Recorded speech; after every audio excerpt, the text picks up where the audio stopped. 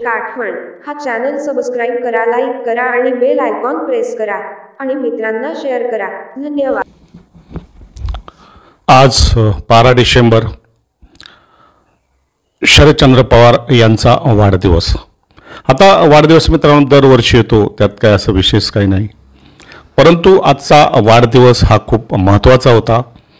कारण आजच्या वाढदिवशी दिल्लीमध्ये त्यांच्या खूप घडामोडी घडलेल्या आहेत आणि त्या घडामोडी महाराष्ट्रातील राजकारणात देखील यापुढे घडतील असं एकूण चित्र आहे. आपणास माहिती आहे, यापूर्वी दक्षिण नगरचे खासदार निलेश लंके यांनी म्हटलं होतं की आपल्याला 1 महिन्याच्या आत गोड बातमी, गुड न्यूज समजेल, आणि त्याचप्रमाणे आजची ही गुड न्यूज आहे मित्रांनो. परंतु महाराष्ट्राच्या राजकारणात भूकंप आणणारी अशी ही गुड न्यूज आहे. दिल्लीमध्ये अशा घडामोडी आज दिवसभर घडत होत्या सकाळपासून. तर दुसरीकडे पारनेरमध्ये खासदार निलेश लंके यांच्यातर्फे काही मुलांना सायकल वाटपचा कार्यक्रम झाला. तर अनेक वृद्धांना काठी वाटप असेल किंवा चष्मा शिबिर, तपासणी शिबिर हे आता 5 तारखेपर्यंत मला वाटतं जानेवारीच्या पारनेर तालुक्यात चालणार आहे. प्रथम दिल्लीला सकाळी खासदार निलेश लंके असतील त्यांचे सहकारी शरदचंद्र पवार यांच्या निवासस्थानी गेले आणि त्या ठिकाणी त्यांनी केक कापून एक छोटीशी तलवारीनं तो केक कापला आणि पवारसाहेबांचा वाढदिवस खासदार लंके यांनी साजरा केला.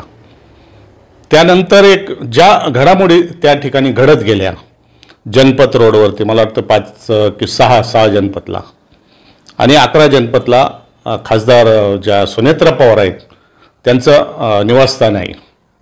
त्या राज्यसभेच्या खासदार आहेत, परंतु त्यांना जो बंगला दिलेला आहे, त्यांना जो जागा दिलेली आहे ती दुसऱ्या श्रेणीतील खासदारांची आहे. त्या राज्यसभेच्या खासदार आहेत. त्यामुळे एक दिसतं की अजित पवारांना कुठेतरी एक भारतीय जनता पक्षातर्फे सॉफ्ट कॉर्नर आपण ज्याला म्हणतो तो तिला जातोय, डील दिली जाते. ज्यावेळी खासदार निलेश लंके आणि त्यांचे सहकारी गेले, वाढदिवस साजरा केला, त्यानंतर त्या ठिकाणी गेले अजित पवार, सुनेत्रा पवार, पार्थ पवार, पटेल आणि छगन भुजबळ. त्यांनी जवळजवळ 1 तासभर शरदचंद्र पवार यांची भेट घेतली, त्यांना वाढदिवसाच्या शुभेच्छा दिल्या आणि मग त्यानंतर खरी जी सुरुवात आपण ज्याला म्हणतो ती राजकारणातील ज्या घडामोडी किंवा जी मोठी बातमी आपण ब्रेकिंग न्यूज म्हणतो ती झाली. स्वतः अमित शहा त्या ठिकाणी शरद पवारांच्या वाढदिवसानिमित्त त्यांना शुभेच्छा द्यायला गेले. ज्यावेळी आज अमित शहा त्या ठिकाणी येणार होते त्या ठिकाणी पत्रकारांना सुद्धा बाहेर काढण्यात आलं. एक ती गुप्त अशी ती भेट होती. अमित शहा त्या ठिकाणी आले, पवारसाहेबांना भेटले आणि मग त्यांच्यात आता आपण असंच म्हणूया की त्यांनी वाढदिवसाच्या ज्या शुभेच्छा आहेत ती खूप मोठ्या प्रमाणात आणि खूप वेळ दिल्या. आता अमित शहा हे राजकारणातील चाणक्य आहेत. या अगोदर जेव्हा अजित पवार वेगळे झाले, भारतीय जनता पक्षाला जाऊन मिळाले, त्यांना सपोर्ट केला, त्यानंतर अजित पवार किंवा अमित शहा कोणत्याही वाढदिवसास पवारसाहेबांचे गेलेले नाहीत. परंतु आज ते गेले, दोघांनी त्यांचा वाढदिवस शुभेच्छा दिल्या, वाढदिवस साजरा झाला आणि मग महाराष्ट्रातील घडामोडींना वेग आला. आता शरदचंद्र पवार यांचे 8च खासदार आहेत मित्रांनो, परंतु दिल्लीमध्ये एकंदर आता तो जो राजकारण सुरू आहे त्या 8 खासदारांना सुद्धा खूप मोठं महत्त्व आहे. कारण भारतीय जनता पक्षाला 400 पार करता करता फक्त 240 वरती ते थांबले आणि मग आता हे चंद्रबाबू नायडू असतील, ते नितीश कुमार असतील, या सगळ्यांची छोट्या पक्षांची भेट घेऊन त्यांनी पुन्हा NDA आघाडी जिवंत करून मोदी आज खुर्चीवरती आहेत. त्यामुळं आज 8 जागा या 80 जागांच्या जागी खासदारांचे त्यांना दिसतात. या अगोदर सुद्धा बजरंग बाप्पांनी अमित शहांची भेट घेतली. तिकडे त्या आता जे नवीन कल्याणमधून तिकडचे खासदार आहेत, बंड्या मामा काहीतरी, त्यांनी सुद्धा देवेंद्र फडणवीसांची भेट घेतलेली आहे आणि निलेश लंके हे 1 महिन्यात गुड न्यूज देणार आहेत. त्यामुळं आता निश्चित झालेलं आहे मित्रांनो की शरदचंद्र पवार पक्ष हा आता महाआघाडीतून निघून महायुतीला पाठिंबा देईल आणि केंद्र आणि राज्यातील सत्तेत सहभागी होईल. आपणास माहिती आहे, साताऱ्यामध्ये जयंत पाटलांनी भाषण करताना विधानसभेच्या अगोदर काय सांगितलं होतं की जर सत्ता नसेल तर आपल्याला कुत्रं देखील विचारायचं नाही. त्यानंतर आत्ता जी विधानसभेचे खास अधिवेशन होतं त्यावेळी जयंत पाटील हे विरोधी पक्षात नसून जणू काय भारतीय जनता पक्षाच्या महायुतीत सामील आहे असं त्यांचं ते वर्तन होतं. अतिशय खेळीमेळीच्या वातावरणात त्यांनी ते अधिवेशनात ते पार पाडलं. दुसरीकडे उद्धव ठाकरे यांना स्वतःचे आमदार खासदार शिवसैनिक सांगतात की आता हे जनाब होणं सोडा, मुस्लिमांच्या दाड्या कुरवाळणं सोडा, हे सगळं सोडून तुम्ही पुन्हा हिंदुत्वाकडे या. कारण उद्धव ठाकरे हे प्रबोधनकारांचा वारसा, आज्याचा वारसा घेऊन त्यांच्या हिंदुत्वाप्रमाणे चालत होते आणि म्हणून ते जनाब उद्धव ठाकरे बनले होते. परंतु आज त्यांचेच अंबादास दानवे विरोधी पक्षनेता असतील किंवा इतर सर्व सांगतात की आपल्याला हिंदुत्वाशिवाय पर्याय नाही, आपलं जे मुस्लिम धार्जिणं प्रेम वाया चाललेलं आहे त्यामुळे आपल्या पक्षाची वाताहत झालेली आहे. त्यानंतर मुंबई महानगरपालिकेच्या किंवा स्थानिक स्वराज्य संस्थांच्या निवडणुका आहेत, त्या कोणत्याही परिस्थितीत उद्धव ठाकरेंना ही महानगरपालिका जाऊ द्यायची नाही. कारण उद्धव ठाकरेंचा जीव हा मुंबई महानगरपालिकेत आहे. राजाचा जीव जसा पोपटात असतो तसा उद्धव ठाकरेंचा जीव महानगरपालिकेत आहे मुंबईच्या. त्यामुळं उद्धव ठाकरे सुद्धा आता महाआघाडीतून बाहेर पडतील.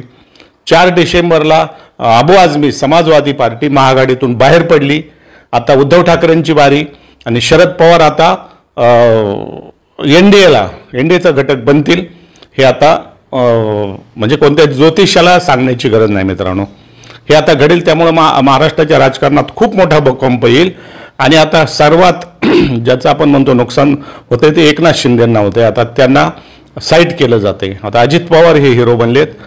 उद्या शरद पवारांचा गुट जर या महायुतीत सामील झाला तर मात्र शिंदेंची गरज भारतीय जनता पक्षाला राहणार नाही. परंतु जर शिंदेंना भारतीय जनता पक्षाने बाजूला केलं तर महाराष्ट्रातील मराठी माणसांच्या मनात एक वेगळा संदेश जाईल आणि वेगळं एक म्हणजे वातावरण त्यावेळी तयार होईल. त्यामुळं असो आता भारतीय जनता पक्षाचे आपण जे म्हणतो 4 उंगल्या घेणे, तसं अजित पवार आले तर उद्या शरद पवार येतील. परंतु या सगळ्या घडामोडीत आज सुप्रिया सुळे मात्र त्या ठिकाणी दिसल्या नाहीत. तेव्हा असो काहीतरी घडतंय, काहीतरी बिघडतंय. महाराष्ट्राच्या राजकारणात एक नवीन समीकरण, नवी युती उदयास येईल असं दिसतंय आणि तूर्त तरी शरदचंद्र पवार यांनी 2 पावलं मागं घेण्याचा निर्णय घेतलाय. हे या आजच्या घटनांवरून सिद्ध होते. 12 डिसेंबर हा या नवीन पर्वाची महाराष्ट्रातील राजकारणाची सुरुवात असेल शरदचंद्र पवार यांच्या वाढदिवसानिमित्त. आता मित्रांनो 5 वर्ष फक्त 10 आमदार आणि 8 खासदार घेऊन एका मोठ्या जाणत्या राजाला हा पक्ष चालवणं तसंही शक्य होणार नाही. आणि जरी शरद पवारांनी याला खो घातला किंवा त्यांनी याबाबत काही नाराजी व्यक्त केली किंवा तटस्थ घेण्याची महाआघाडीत राहण्याची भूमिका घेतली तरीसुद्धा त्यांचा पक्ष फुटू शकतो. उद्धव ठाकरेंनी दाड्या कुरवाळत मुस्लिमांची बाजू घेण्याचा जर प्रयत्न केला तर त्यांची देखील उरलेली शिवसेना पुन्हा एकदा फुटू शकते. त्यामुळं आजच्या ह्या ज्या घडामोडी दिल्लीत होत आहेत याला खूप महत्त्व आहे. आणि असं आज तर एकंदरीत चित्र आहे की पवार साहेबांनी अजित पवारांना माफ केले. पवार साहेब आता अमित शहांची जी चाणक्य नीती आहे त्याला आता साथ देत आहेत आणि पवार साहेब आता या उतरत्या वयामध्ये, कारण अजून 5 वर्ष जाणार आहेत मित्रांनो, ना आमदारकी ना केंद्रात बदल होईल ना महाराष्ट्रात बदल होईल. त्यामुळे 5 वर्षात हे जे सगळं चालवणं पक्ष अवघड होऊन बसेल.